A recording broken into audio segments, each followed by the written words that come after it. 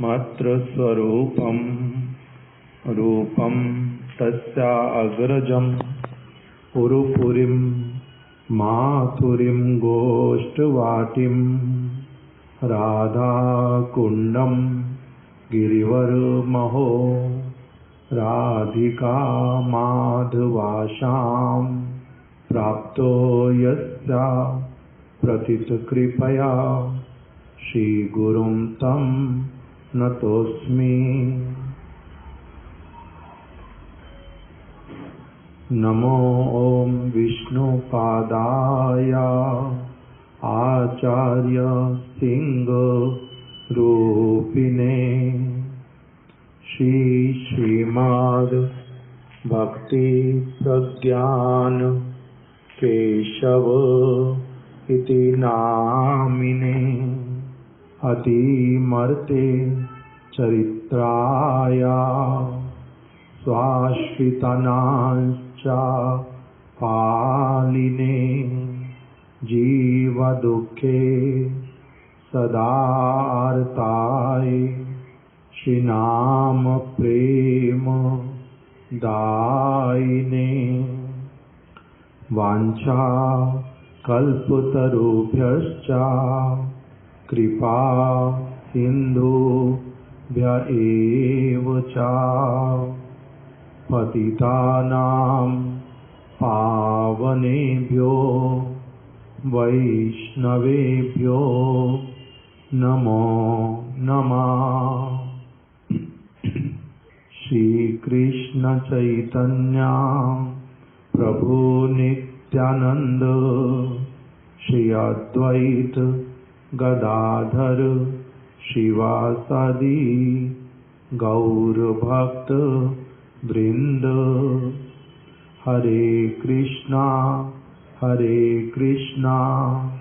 कृष्णा कृष्णा हरे हरे हरे राम राम राम हरे हरे।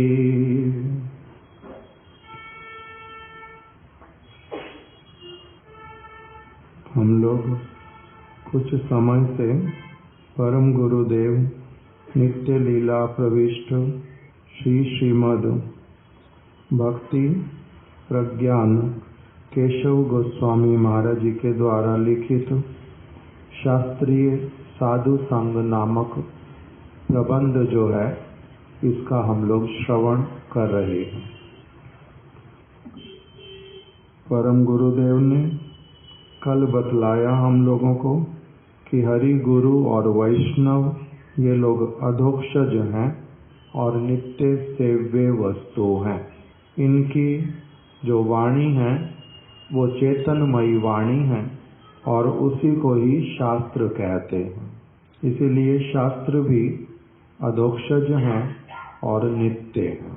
ये बात नहीं जान करके यदि हम लोग शास्त्र को, श्री मूर्ति को, भगवान के नाम को और वैष्णवों को यदि हम प्रापंचिक समझ लें और उनको इसी जगत की कोई वस्तु मान करके उनकी यदि अवहेलना करें, तब फिर हम अपराध रूपी कीचड़ में निमग्न हो जाएंगे और उनकी सेवा से वंचित रहेंगे।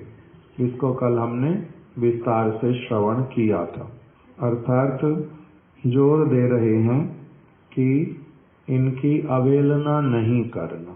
अप्राकृत वस्तु अधोक्षज और जो नित्य वस्तु, उसको ठीक ठीक रूप में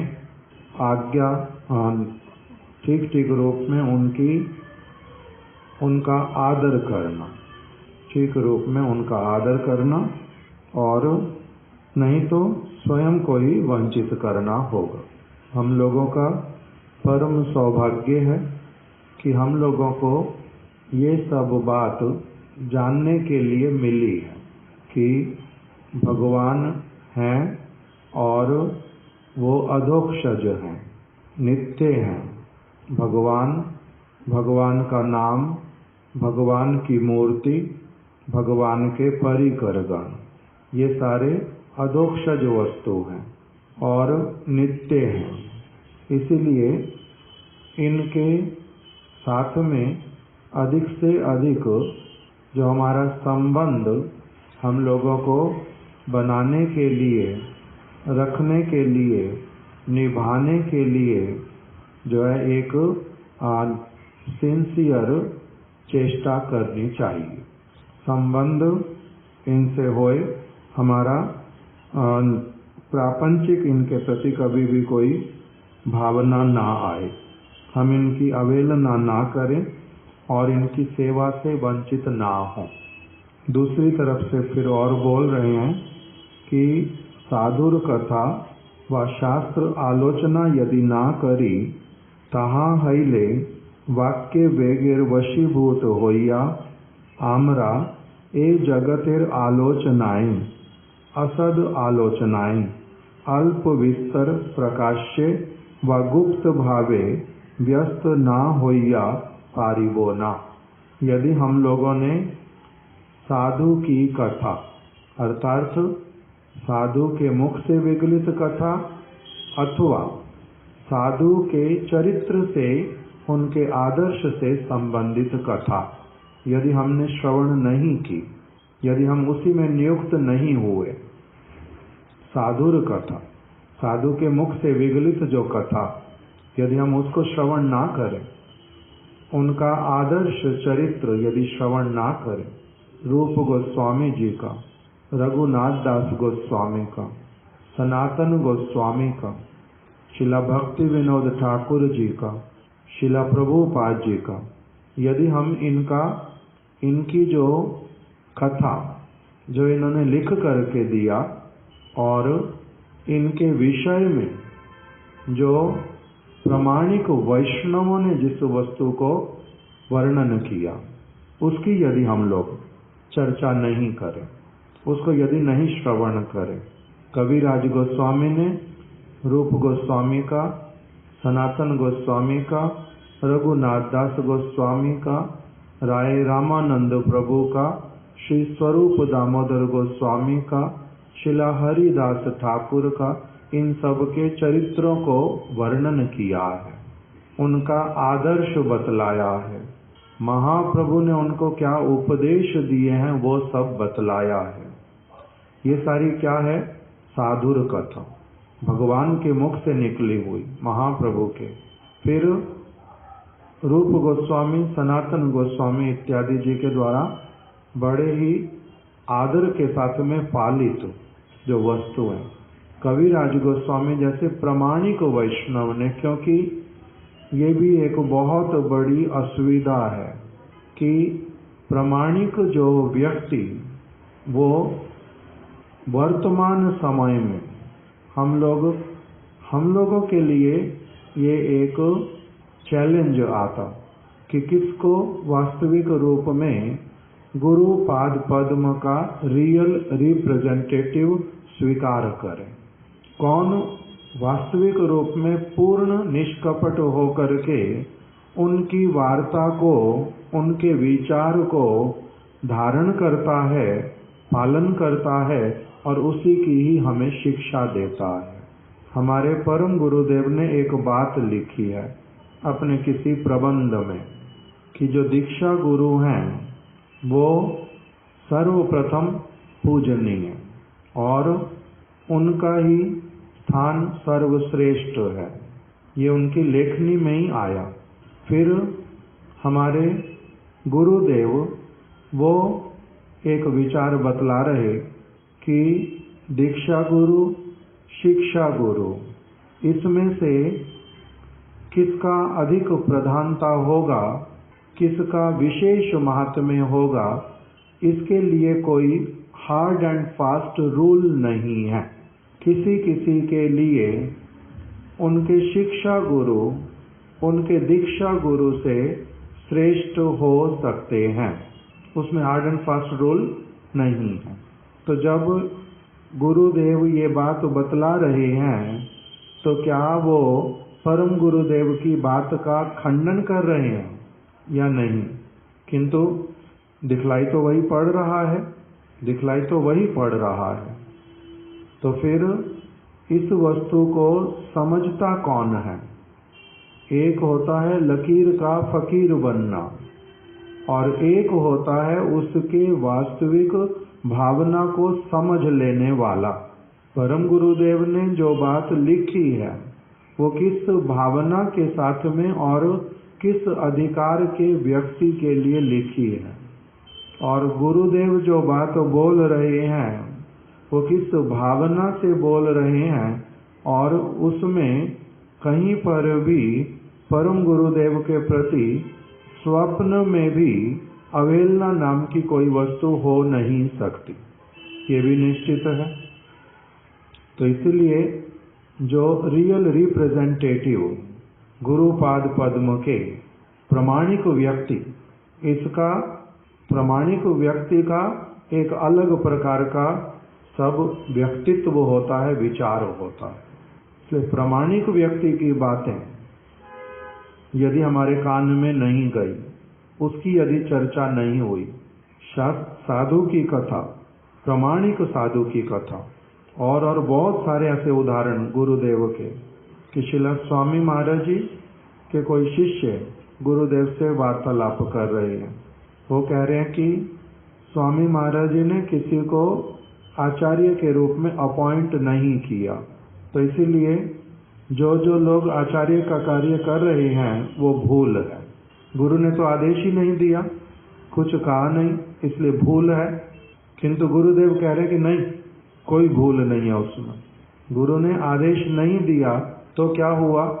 व्यास जी ने आदेश दिया था सुखदेव गोस्वामी को कि तुम इस तरह से जाकर के परीक्षित महाराज को कथा सुनाना।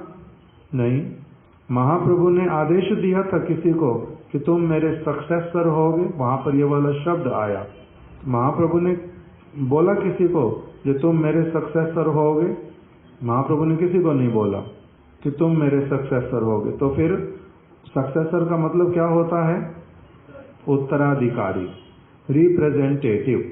तो महाप्रभु ने किसी को नहीं कहा, किसी का नाम नहीं लिया, किंतु स्वरूप दामोदर गोस्वामी और रूप गोस्वामी, सनातन गोस्वामी, रघुनाथ दास गोस्वामी, ये उनके उत्तराधिकारी हैं या नहीं हैं? फिर गुरुदेव बोले प्रभुपाद जी ने किसी को नहीं कहा था ये मेरा सक्सेसर होगा। तो यदि नहीं कहा तो क्या हो गया?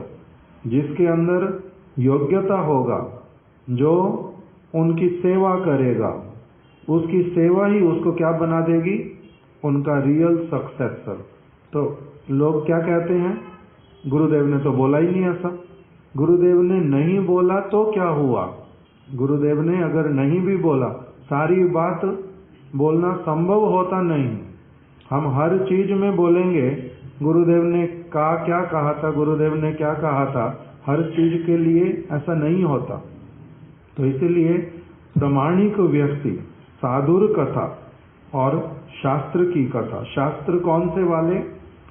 जो महाप्रभु के द्वारा, उनके परिकरों के द्वारा अनुमोदित, जिसका उन्होंने अनुमोदन किया कि हाँ ये शास्त्र है, इसको आप लोग ग्रहण करो।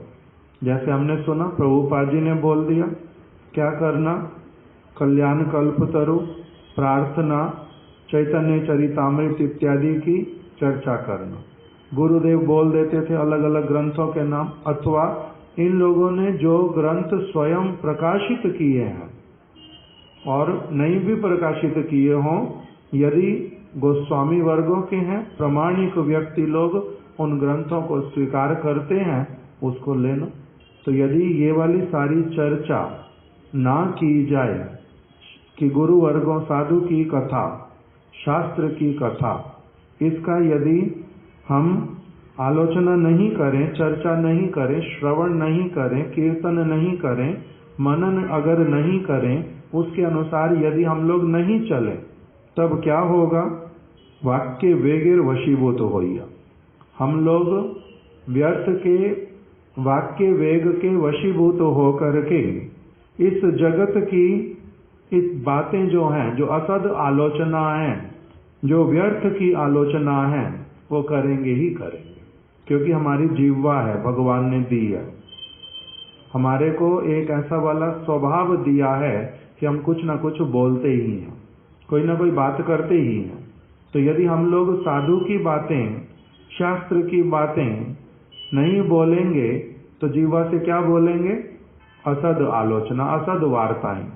उसने क्या कहा, इसने क्या कहा, वो क्या करता है, उस देश में क्या हो रहा है, कपड़े कैसे वो पहनते हैं, वो खाते क्या हैं, उनके यहाँ पर ये क्या होता है। बस उस प्रकार की व्यर्थ की आलोचनाएं, दिखने में सुंदर, नहीं दिखने में सुंदर, धनी है न निर्धन, इस प्रकार की समस्त आलोचनाएं जिनको कहा जाता असद आलोचना, उसी में हम लगेंगे ही लगेंगे।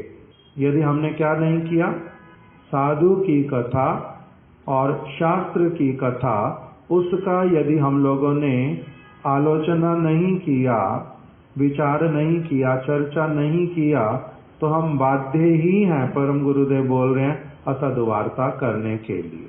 जिसको क्या कहा गया है, असद वार्ता है क्या? वो एक को एक तरफ से बोल देते हैं, वो वाणी का वेग है, केवल मात्र वाणी का वेग। कुछ न कुछ बोलना है, मेंढक की तरह टर करनी है, सांप को बुलाना है, काल को कहना है जो आओ मेरे को खाओ, उस प्रकार का है। वाचो वेगम, वाणी का वेग। हमारे महाराज जी बोलते थे प्रसव पीड़ा है। प्रसव पीड़ा मतलब कुछ न कुछ बोले बिना रह ही नहीं पाते। किसी को भी देखा, कोई भी क्यों ना दिखाई दे जाए सामने, कुछ न कुछ बोलना है। कभी प्रकाश्य रूप में, मतलब मुख खोल करके साक्षात रूप में, और कभी अप्रकाश्य रूप में, मन मन में उसके बारे में कुछ बोलना है। जो भी सामने आ गया, चाहे वो कौवा आ जाए, चाहे वो उल्लू आ जाए, चाहे वो गधा आ जाए, कुछ ना कुछ उसके बारे में मैंने क्या करना है, बोलना है। चाहे वो अप्रकाश्य रूप में बोलो या प्रकाश्य रूप में। तो इसलिए क्या कह रहे हैं कि यदि साधु की कथा, यदि शास्त्र की कथा, इसकी मैंने आलोचना नहीं की, इसी में अपने मन को नहीं लगाया, तब मैं वाणी के वेग के अंतर्गत आऊंगा ही आऊंगा, असद वार्ता करूंगा ही करूंगा, और उसका जो परिणाम वो बहुत खराब वाला ही है, कुछ उसमें अच्छा है ही नहीं। रघुनाथ दास गोस्वामी ने मना शिक्षा में बोल दिया, असद वार्ता वैश्या विसृज मति सर्वस्व हरिणी, कथा मुक्ति व्याग्रया ना शृणु किल सर्वात्म गिलिनी, अपि त्यक्त्वा लक्ष्मी पति रति मिति व्योम नयनिम, ब्रजे राधा कृष्ण प्रचुर परिचर्या मिहातनु। असद वार्ता वो क्या है, वैश्या है। असद वार्ता वैश्या, जो पापिन है, जो कामुक है, जो असत चरित्रा है। असद वार्ता केवल मात्र उसका देह से संबंध है, देह की विषय में समस्त वार्ता। असद वार्ता वैश्या विसृज मति सर्वस्व हरिणी, अजामिल की मति को जैसे हरण कर लिया था, थोड़ा सा ही अपना कुछ भाव हाव दिखला करके, उसी प्रकार से ये क्या करती है, जो आपका अच्छा शिक्षा, अच्छा मति, जो जिस किसी सौभाग्य से थोड़ा सा आया, उसका वो हरण कर लेती है। अर्थात अच्छी बात को कभी भी वो रहने नहीं देगी। इसलिए उसका मुख दर्शन करना भी अपने लिए क्या है, मन को चंचल करने वाला, समय नष्ट करने वाला, और प्रकार के संस्कार बनाने वाला। असद वार्ता वैश्य, किंतु अधिकांश लोग हम वही करते ही रहते सब समय के लिए। असद वार्ता वैश्य विसृज मति सर्वस्व हरिणी, मति को पूरी तरह से वो क्या कर लेती है, ऐसा वाला अपने चंगुल में, जंजाल में फंसा लेती है, जो उसको भली वस्तु को 2 मुहूर्त के लिए भी विचार करने ही नहीं देती। असद वार्ता वैश्या विसृज मति सर्वस्व हरिणी, कथा मुक्ति व्याघ्रया ना शृणु किल सर्वात्म गिलिनी। जो मुक्ति की वार्ता, भगवान में जाकर के हम एक हो जाएंगे, मिल जाएंगे, अहम ब्रह्म अस्मि, साधु के वेश में भी जो लोग ये बातें बोलते हैं वो भी वास्तविक रूप में वैश्या के समान, उनकी वार्ता भी कभी अपने कान में नहीं श्रवण करना, ना ही बोलना। वो असद वार्ता, वो भी असद वार्ता। जगत की जितनी समस्त वार्ताएं असद वार्ताएं, उसमें भी फिर सबसे अधिक घृणित स्त्री और पुरुष के जड़ीय संबंधों की वार्ता। फिर कह रहे हैं अपि त्यक्त्वा लक्ष्मीपति रतिम व्योम नयन। जो लक्ष्मीपति, उनकी विषय में भी जो वार्ता लक्ष्मी और नारायण की, उन सब से भी तुम्हारा क्या लेना देना। ब्रजे राधा कृष्णा प्रचुर परिचर्या मिहा तनु, परम अमृतमय जो वार्ता राधा और कृष्ण की, उसको लक्ष्य करके जो साधु और शास्त्र जो वार्ता करते हैं, उसी वार्ता को ही क्या करो, सब समय आलोचना करो।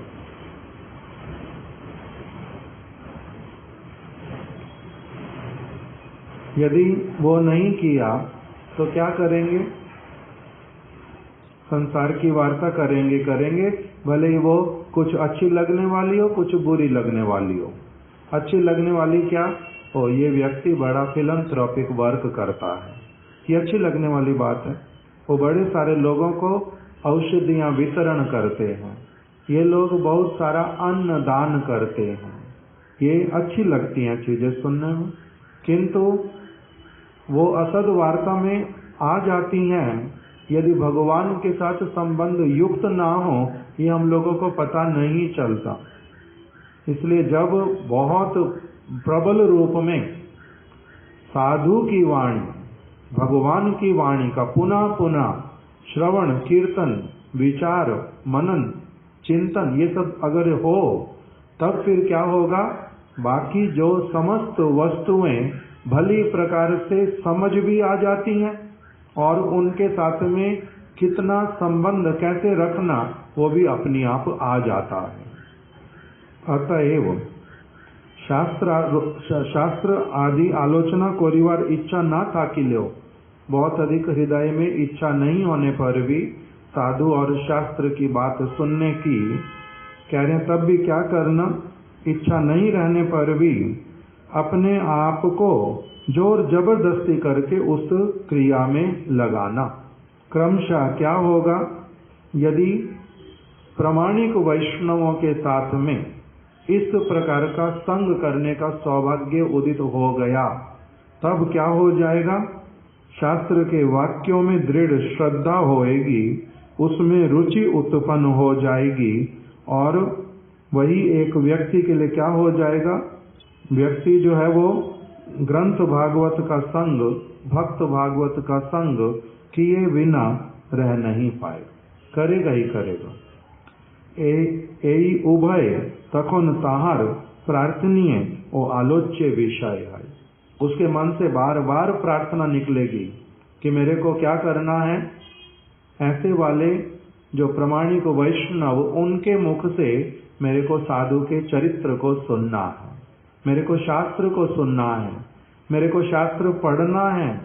ये सारा कुछ उसका क्या हो जाएगा, यही उसकी प्रार्थना होएगी, यही उसका आलोच्य विषय होगा, इसी की चर्चा करेगा और कुछ नहीं वो करेगा। इस प्रकार का ये उपदेश दिया। ये अभी हमने कल जो श्रवण किया था उसी को ही फिर से थोड़ा सा दोहराया है।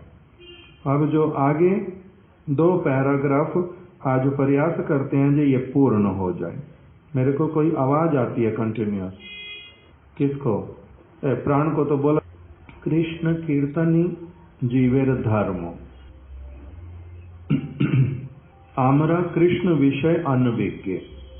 अब हम लोग कैसे वाले हैं, कृष्ण के विषय में, जिसके लिए रघुनाथ दास गोस्वामी ने कहा राधा और कृष्ण का क्या करो, जो उनकी सेवा से संबंधित, उनके जो प्रेममय समस्त जो नाम रूप गुण लीला इत्यादि है उसकी पुनः पुनः चर्चा करो।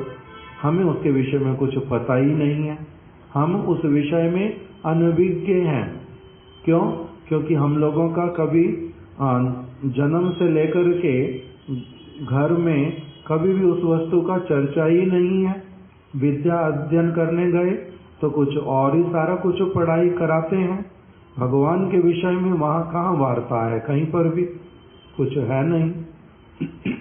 तो इसलिए बोल रहे हैं कि हम लोग तो कृष्ण के विषय में अनभिज्ञ हैं। अतएव जीवे एकमात्र धर्म कृष्ण कीर्तन करा आमदेर पक्षे असंभव। तो हमारे लिए तो कृष्ण कीर्तन करना क्या है? असंभव है।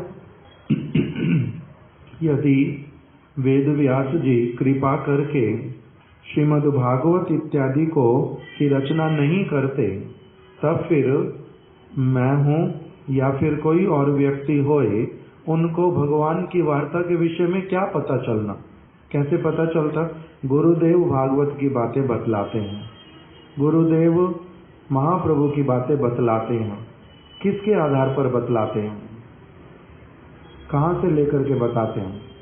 उनके अध्यापक भी हमारे अध्यापकों जैसे ही थे, उनके माता पिता भी हमारे माता पिता जैसे ही थे, उनका घर भी हमारे घर की तरह ही था। थोड़ा बहुत अलग, किसी का कुछ वो तो है ही है, किंतु मुख्य रूप से क्या है? सब कुछ एक जैसा सभी का ही। यदि वेद व्यास जी कृपा करके या फिर भगवान स्वयं कृपा करके वेद इत्यादि के रूप में, भागवत के रूप में ये वस्तुएं जगत में नहीं रखते, तो कौन उस वस्तु की आलोचना करने में समर्थ हो पाता? समर्थ हो पाते? नहीं। इसीलिए शास्त्र जो है, साधु व्यक्ति जो है वो शास्त्र की बात सारी बतलाता है, और शास्त्र जो है वो क्या बताते हैं? साधु की बात को। दोनों क्या है? एक दूसरे के पूरक, कॉम्प्लीमेंट। साधु जो भी बात बोलेंगे वो कहाँ से आएगी? शास्त्र से। सारी बात शास्त्र से आएगी, उनका अलग से कुछ नहीं होता। और शास्त्र ही बताएंगे ये साधु किसको कहते हैं। शास्त्र में ही लिखा भली प्रकार से, बद्ध जीव किसको कहते हैं, मुक्त जीव किसको कहते, भगवान का परिकर किसको कहते, भगवान किसको कहते, भगवान के क्या लक्षण है, स्वयं भगवान के क्या लक्षण है, बद्ध जीव के क्या लक्षण है, मुक्त पुरुष के क्या लक्षण है, क्या वो करते हैं, क्या वो खाते हैं, बाहर में कैसे पहचाने, अंतर की उनकी वार्ता को कैसे जाने, सारी की सारी बातें साधु के विषय में, भगवान के विषय में कौन बताता है? शास्त्र। और फिर शास्त्र ही जो है वो कहाँ से आते हैं? भगवान से। भगवान के परम भक्तों की वाणी क्या है? शास्त्र है। जैसे स्त्री और पुरुष, कौन पहले कौन बाद में, दोनों के माध्यम से ही बालक का जो है जन्म है, और उन दोनों के अपने अस्तित्व से ही दोनों का अस्तित्व जुड़ा हुआ है। सूर्य और सूर्य की किरण, अग्नि और उसकी दाहिका शक्ति, कस्तूरी और कस्तूरी की सुगंध, उनको जैसे अलग नहीं किया जा सकता, वो दोनों के दोनों ही अलग नाम से जाने जाने पर भी दोनों क्या है? एक ही वस्तु हैं, एक दूसरे के परिपूर्ण रूप में पूरक हैं। उसी प्रकार से साधु और शास्त्र ये भिन्न नहीं है, भिन्न नहीं है। शक्ति शक्तिर मतोर अभेद, भगवान भगवान की शक्ति जैसे उनको अलग नहीं किया जा सकता, दो स्वरूप होने पर भी एक ही वस्तु हैं, किसी विशेष कारण से दो स्वरूपों को प्रकटित करते हैं। इसी प्रकार से शास्त्र और साधु। तो इसलिए परम गुरुदेव कह रहे हैं कि हम लोग क्या हैं? जगत के बद्ध जीव जो भी इस जगत में आते हैं, सभी कृष्ण के विषय में अनभिज्ञ, नहीं जानते उनके विषय में कुछ भी। इसीलिए उनके लिए भगवान की कोई भी वार्ता करना, भगवान के हृदय को समझना, कुछ भी अपने विषय में समझना, आत्मा के विषय में, ये संभव पर नहीं है। इसीलिए सही जन्य श्री वेद व्यास आमदेर न्याय मूर्ख जीवेर प्रति कृपा परवश होइया। परम गुरुदेव कह रहे इसीलिए वेद व्यास जी जैसे महत पुरुष हमारे जैसे मूर्ख व्यक्तियों के लिए, जिनको कुछ भी नहीं पता, पर जगत का तो कहना ही क्या, इस जगत की भी हजारों वस्तुएं जिनको नहीं पता, इस जगत का ही नहीं पता, छोटी छोटी चीजों के लिए भी दूसरों के ज्ञान के ऊपर निर्भर करते हैं कि वो कुछ बताएंगे तब हमें समझ आएगा। तो भगवान के विषय में तो फिर क्या कहना। तो कह रहे इसलिए हमारे जैसे मूर्ख व्यक्तियों के लिए ही जो वेद व्यास जी, उन्होंने क्या किया, कृपा परवश होकर के, कृपा पूर्वक उन्होंने हमारे मंगल के लिए श्रीमद् भागवत ग्रंथ की रचना की है, हम लोगों के मंगल के लिए।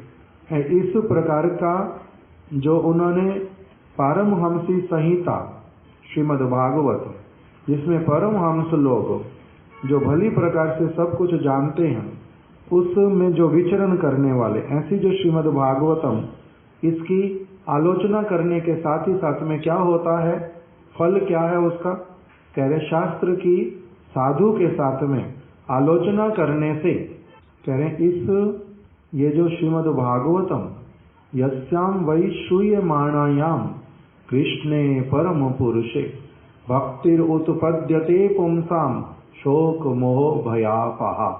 इस श्लोक की व्याख्या परम गुरुदेव ने लिख दी कि इस श्रीमद् भागवत की चर्चा करने से ये क्या है, ये है साधु की वाणी, ये है शास्त्र की वाणी।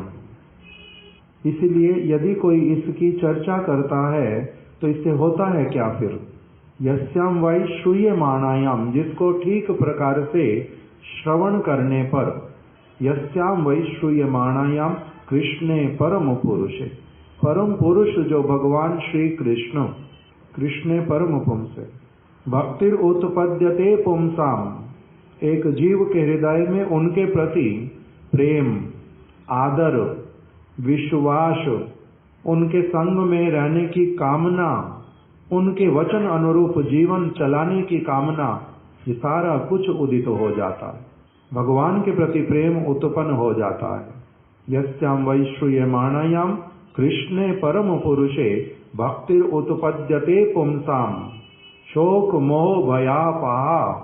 उस व्यक्ति का जगत में कोई भी शोक हो, मोह हो और भय हो, वो बाकी नहीं रहता। व्यक्ति क्या हो जाता है एकदम से, अशोक, अभय, तीसरा क्या आया, शोक मोह, मोह से भी रहित हो जाता है, भय से रहित, मोह से रहित और शोक से रहित। शोक क्या होता है, पूर्व समय में मेरे पास कुछ था, गुम गया, मेरा भाई था, मर गया, मेरा बच्चा था, उसको सांप ने डस लिया, मेरे पास में 100 करोड़ रुपए थे, सारे धूल में मिल गए, कोई चोरी करके पूरा फ्रॉड करके ले गया। उसका जो दुख, उसकी जो टीस सब समय के लिए जो रह जाती है मन के भीतर में, उसको कहते शोक। भागवत का यदि कोई सुने तो कह रहे कृष्ण के प्रति प्रेम उत्पन्न हो जाता है, और वो प्रेम इतना प्रबल होता है कि बाकी सारी चीजें जो इस जगत की वो छोटी बन जाती, उसको वो चीज याद भी और रहती नहीं। क्या उसके लिए शोक करना, क्या व्यर्थ का शोक करते हो, वो आ जाता कि क्या व्यर्थ का शोक करना। मोह का मतलब क्या होता है, ऐसी तामसिक वस्तु जो मेरे को भूल भुलैया में सब समय के लिए घुमाती है, मेरी वस्तु है नहीं, जो समझता हूँ वो वस्तु भी नहीं है। जैसे एक दिन किसी ने सब्जी ला करके दिया, आलू का झोल, ऊपर से देख करके, सिर्फ ऊपर से देख लिया, देखने में लगा ये आलू पनीर की सब्जी है, अच्छे से देखा नहीं, यूं किया, सिर्फ हिलाया थोड़ा सा देखने के लिए, ऊपर रसा था, नीचे क्या था, आलू केवल था। मन में क्या आ गया, क्या है, आलू पनीर, उसको संभाल करके रख दिया, मैं ही खाऊंगा उसको केवल, और किसी को नहीं दूंगा। फिर जब खाने के लिए बैठा, चम्मच मारा, उसमें पनीर का एक टुकड़ा भी निकलता नहीं, सिर्फ आलू निकला। बड़ा दुख होता है, बेकार, इसको संभाल करके रखा, ले जा इसको, मैंने नहीं खाना। तो ये जो बीच में भ्रम हुआ थोड़ी देर के लिए, मेरे को लगा ये वस्तु है, जिस समय देखा उस समय है क्या, कुछ और। इसके बीच में जो मन उस वस्तु को छिपा छिपा करके अपने लिए और उसके प्रति आसक्त होकर के, लालसा युक्त होकर के जो चीज करता है, उसका नाम होता मोह। सार निकलता कुछ नहीं है फिर काम वाला उसमें से। तो कह रहे ये भ्रम, ये मोह, आसक्तियां ऐसी वाली वस्तुओं के लिए जो काम की ही नहीं, वो भी सब चला जाता। शोक मोह भयापहा, कोई भय नहीं रहता, कोई भय नहीं रहता। मैं मरूंगा क्या होएगा, मेरा सारा कुछ लुट गया तो क्या होएगा, ये व्यक्ति मेरा शत्रु बन गया तो क्या होएगा, इससे यदि मैं मित्रता नहीं कर पाया तो क्या होएगा, वो वस्तु मेरे थी अब नहीं मिलेगी तो क्या, कोई भी भय नहीं रह जाता। शोक मोह भयापहा, एक व्यक्ति भय से पूर्ण रूप में मुक्त हो जाए, एक व्यक्ति मोह से अलग हट जाए, एक व्यक्ति का कोई शोक ना रहे, ऐसे व्यक्ति के चित्त वृत्ति का कभी कल्पना तो करके देखो कि वो कैसा होता होगा। आकाश में उड़ता है, शरीर यहाँ पर उड़ता है आकाश में, परम प्रसन्न, सब समय नृत्य करता है, सुख ही सुख उसको सब और दिखलाई देता है, कोई चिंता नहीं, कोई शत्रु नहीं है, सारी वस्तुएं अच्छी हैं, सब समय बसंत बहार है। ऐसा होता है, कह रहे होता है। किसके लिए, यस्याम वैश्रूयमाणायाम, यदि कोई व्यक्ति साधु की कथा, यदि कोई व्यक्ति शास्त्र की कथा, इसकी सुष्ठु रूप में आलोचना करता है, चर्चा करता है, श्रवण करता है। परीक्षित महाराज ने किया था, इसलिए उनका क्या हुआ था, शोक मोह और भय संपूर्ण रूप में चला गया था।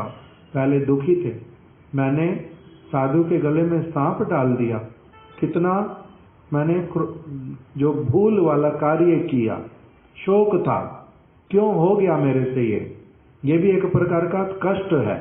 अच्छा ही स्वीकार कर रहे हैं कि मेरे से दोष ही हुआ, किंतु जो वो दुख है वो जाए कहाँ से, उसका क्या पश्चाताप है। जो कार्य कर बैठा हूँ वो तो कर ही बैठा हूँ ना, अब उसके कारण जो पश्चाताप करता हूँ, दुखी होता हूँ, शोक जो हो रहा है वो मेरा जाए कैसे। किससे चला गया, भागवत को सुनने से। तुम करता नहीं हो, सारी चीजें तुम अपने आप से नहीं करते, तुम्हारे से अच्छा व्यक्ति होने पर भी भगवान जो है वो तुम्हारे माध्यम से क्या कराना चाहते वो उन्होंने करा दिया। भागवत को प्रकटित कराना चाहते थे, क्या बहाना बनाएं, कैसे करें, इसलिए ये सारा कुछ तुम्हारी बुद्धि में भगवान ने बैठ करके ही कराया। भगवान ही बैठे तुम्हारे चित्त में, उन्होंने नहीं तो जिसने गर्भ में भगवान का दर्शन किया, जिसको सब समय भक्तों का संग मिला, जिसने जीवन में कभी कोई अन्याय कार्य नहीं किया, किसी के दुख को देख करके जो कभी सहन नहीं कर पाते थे एक मुहूर्त के भी, जो सब समय सदैव भगवत चर्चा में रत रहने वाले, इतना पवित्र जीवन जिनका, वो इस प्रकार का कार्य स्वप्न में भी नहीं कर सकता जो तुमने किया है। तुमने नहीं किया, किंतु किसी ने तुम्हारे माध्यम से कराया है। जब उनको पूर्ण रूप में उस वस्तु का दर्शन करा दिया शुकदेव गोस्वामी ने, तब क्या हो गया, भगवान भी किस किस प्रकार की जीवों के मंगल के लिए विचित्र लीलाएं करते हैं। मेरे को भगवान ने इस प्रकार से भागवत को जगत में प्रकटित कराने के लिए ये उपलक्ष्य बनाया, इस प्रकार का अभिनय मेरे से करवाया। ओ प्रभु मेरे को अपना मानते हैं, इसका शोक जो है वो चला गया। तो इसीलिए बोल रहे हैं कि इस प्रकार के शास्त्र की जो हमारे परम मंगल के लिए लिखा गया, जिसके द्वारा हमारे हृदय में जो स्वयं भगवान श्री कृष्ण परम करुणामय वो सब समय के लिए उदित हो उठेंगे, जिसके प्रभाव से शोक मोह भय पूर्ण रूप में नष्ट हो जाएगा। ऐसे वाले जो परम मंगलमय साधु की कथा, शास्त्र की कथा, इसकी क्या हम चर्चा नहीं करेंगे? हमारे लिए लिखा गया परम मंगलमय उपकारी वस्तु है। यदि हम उसकी अवहेलना करेंगे तो क्या ये हमारे पक्ष में, हमारी ओर से क्या ये दोष नहीं होगा? दोष होएगा, क्योंकि हम लोगों को माया जैसे ही अपने चंगुल में लेती है, उसी समय हमारा जो कृष्ण विस्मृति, आत्म विस्मृति हो जाता है। हमें अपना कुछ नहीं याद रहता। बहुत बड़ा एक्सीडेंट है वो, बहुत बड़ा एक्सीडेंट है जिसमें सारी स्मृति शक्ति चली जाती है, और उस एक्सीडेंट के रिस्पॉन्सिबल हम स्वयं हैं।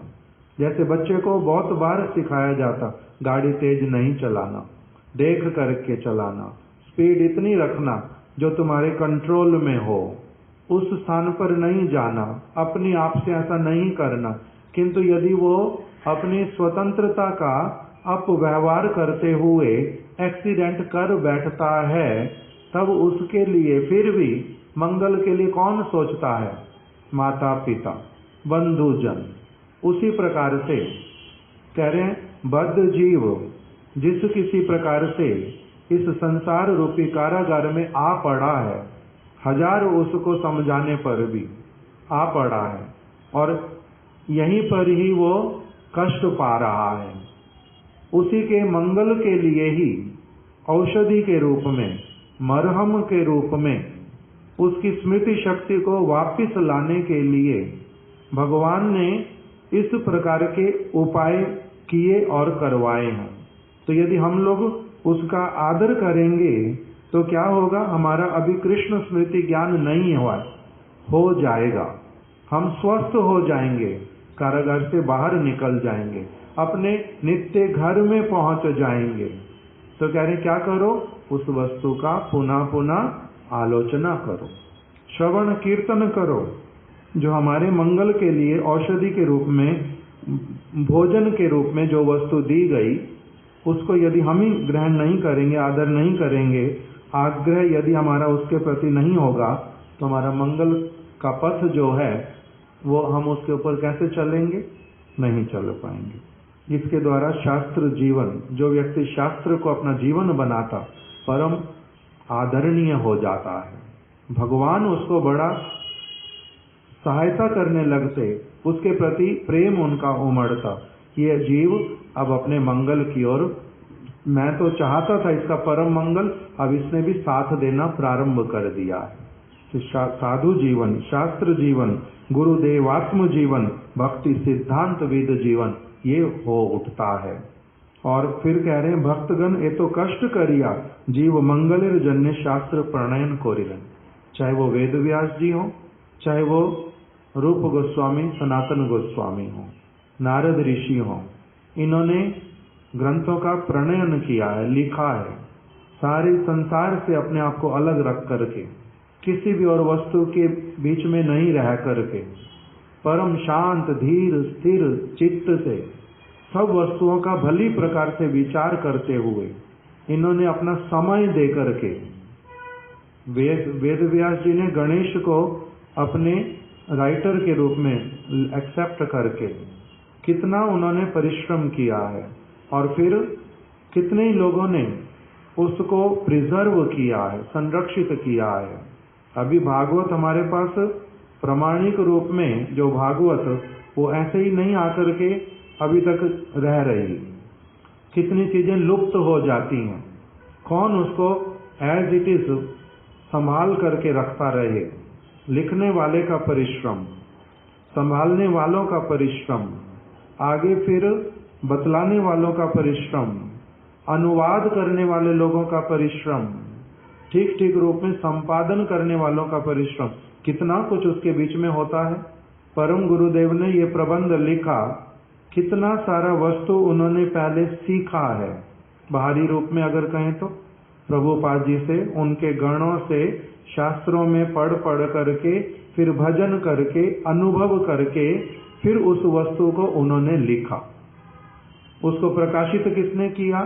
श्रील वामन गोस्वामी महाराज जी ने लेटर प्रेस में एक एक अक्षर को सजा करके उसको फिर प्रिंट किया, फिर पुनः उसको इकट्ठा, फिर पुनः उसको प्रकाशित किया अपनी पत्रिका में, फिर ग्रंथ के रूप में प्रकाशित करने के लिए लोगों से डोनेशन इत्यादि मांग करके लाए, फिर प्रकाशित किया, फिर उसको लोगों को प्रेरित किया कि इसको पढ़ो, ग्रंथों के रूप में वितरण किया। फिर हमारे गुरुदेव इत्यादि जैसे भक्तों को अनुवाद करने के लिए प्रेरित किया, हिंदी में अनुवाद करो, अंग्रेजी में अनुवाद करवाओ। फिर और लोग उसमें लगे, उसके ऊपर फिर काम किया, फिर से उसको प्रकाशित किया। फिर हमारे गुरुदेव ने अंग्रेजी में उसको प्रकाशित करने के लिए लोगों को प्रेरणा दी। फिर इसको वितरण करो। उस प्रकार का कितने लोगों का परिश्रम लगता है। इसी बात को परम गुरुदेव बोल रहे हैं कि भक्तगण एतो कष्ट करिया, जीव मंगलेर जन्य शास्त्र प्रणयन कोरिलन। जीवों के मंगल के लिए पत्र, पत्रिकाएं, ग्रंथ ये प्रकाशित करते हैं, किंतु हमरा यदि ताहा आलोचना ना करी, यदि हम उसको पढ़े नहीं, समझे नहीं, किसके मंगल के लिए कर रहे हैं वो? गुरुदेव बहुत समय लगा करके जो करते हैं, क्यों करते हैं? हम लोगों के लिए कर रहे हैं। जैसे पिता अपने पुत्र के लिए काम करता है, पैसा इकट्ठा करके रखता है, बैंक में रख देता है, उसके नाम पे जमीन खरीद देता है, जो इसके काम आएगी बाद में, इसके द्वारा इसको कोई परेशानी नहीं होएगी, इसका जीवन बड़े आराम से जाएगा, इसी भावना से तो करते हैं। तो उसी प्रकार से कह रहे हैं गुरु वर्गों ने कितना कष्ट स्वीकार करके इन सारी वस्तुओं को किया है। तो इसीलिए यदि व्यक्ति आलोचना नहीं करे ताहोइले प्रत्यवाय होइबे की ना। प्रत्यवाय समझते हैं, भागवत में ये शब्द आया, प्रत्यवाय दोष। प्रत्यवाय दोष का अर्थ होता है मेरे लिए कोई वस्तु किसी ने ला करके दिया, मैंने उसका आदर नहीं किया। नहीं तो होता है क्या, कोई छोटी सी वस्तु भी कोई ला करके दे, उसका क्या करना चाहिए? आदर करना चाहिए, उस व्यक्ति का कृतज्ञ बनना चाहिए, और वो जो वस्तु दे करके गया उसको संभालना चाहिए, ठीक से उसका व्यवहार करना चाहिए, वो नष्ट ना हो जाए इसकी केयर करनी चाहिए। हमारे महाराज जी को कोई व्यक्ति फल दे के गया, 2 केले ही दे करके गया, 2 केले ही हैं, उसके प्रति क्या करते हैं? ये इसका मंगल हो, ये क्या अब क्या भगवान के लिए, वैष्णवों के लिए केले लेके आया। एक व्यक्ति लाया, उसके लिए कृतज्ञता वाली भावना, फिर ये केला खराब ना हो उसकी केयर करना, भगवान को दे दो, वैष्णवों को दे दो, ये नष्ट नहीं होना चाहिए, इस प्रकार की केयर। तो ये छोटी सी वस्तु के लिए करते हैं। यदि कोई बहुत बड़ी वस्तु उनके पास ला करके दे तो क्या होता है? उसको भी अटमोस्ट केयर के साथ में उसको व्यवहार करते हैं। इसका नाम होता वस्तु का आदर करना। छोटी से छोटी, बड़ी से बड़ी, फिर ये तो बहुत बड़ी वस्तु है जो साधु की वाणी, शास्त्र की वाणी। अगर 2 केले किसी से ले लिए, लेकर के उसको व्यवहार नहीं किया, नष्ट हो गया, तो दोष जो है वो किसको लगेगा? मेरे को। मैंने क्यों लिया? अपने हाथ में नहीं तो।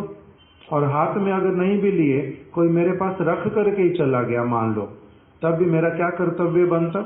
ये शास्त्र अब मेरे हाथ में मान लो किसी ने नहीं दिए, किंतु कोई मेरे उद्देश्य से रख के चला गया, तो उसकी केयर नहीं करनी।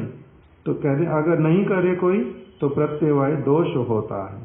इसलिए अंत में बोल रहे हैं, जहां हरि गुरु वैष्णव प्रीति आछे, जिनके हृदय में हरि के प्रति, गुरु के प्रति, वैष्णव के प्रति थोड़ी सी भी यदि प्रीति आ गई हृदय में, तार शास्त्र प्रीति ना साकिया पारे ना। उसका शास्त्र के प्रति प्रीति ना हो, ऐसा हो ही नहीं सकता। अपनी आप से ही ये होता ही होता है। इस प्रकार का बतलाया। अंत में कह रहे हैं कि देखो भाई, मैं एक बात केवल बोलता हूँ, इस जगत में जो है हजारों प्रकार की बातें तो लोग करते ही करते हैं। वो सारा कुछ बोलने का, सुनने का, तुम जितने जन्म जन्मांतर चाहो उसका तुम्हें सब समय सुयोग मिलेगा। किंतु हरि की कथा, इसका जो है भीषण दुर्भिक्ष, बहुत बड़ा अकाल पड़ा हुआ है सभी जगह पर ही। इसलिए सभी को ही, सभी जो है वो हरि कथा, शास्त्र कथा, इसकी चर्चा करने में आग्रह विशिष्ट हो जाएं, इसमें कुछ न कुछ लग जाएं, सब समय इस ओर उनका ध्यान जाए, ये करें, यही सकल निकट हमादेर प्रार्थना। कह रहे हमारी यही सबके निकट क्या है? प्रार्थना है। ये क्या करो? जो आपके परम मंगल के लिए वस्तु हैं उनका पूर्ण रूप में लाभ उठाओ। यहीं पर उन्होंने अपने इस प्रबंध को समाप्त किया। श्रील परम गुरुदेव की जय। श्री श्रीमद् भक्ति वेदांत वामन गोस्वामी महाराज की जय। श्री श्रीमद् भक्ति वेदांत त्रिविक्रम गोस्वामी महाराज की जय। श्री श्रीमद् भक्ति वेदांत नारायण गोस्वामी महाराज की जय। पत्र पत्रिकाओं में, ग्रंथों में कार्य करने वाले समस्त भक्तों की जय। इन कथाओं को श्रवण करने वाले सब भक्तों की जय। वांछा कल्प तरुभ्यश्च कृपा सिंधुभ्य एव च पतितानां पावनेभ्यो वैष्णवेभ्यो नमो नमः।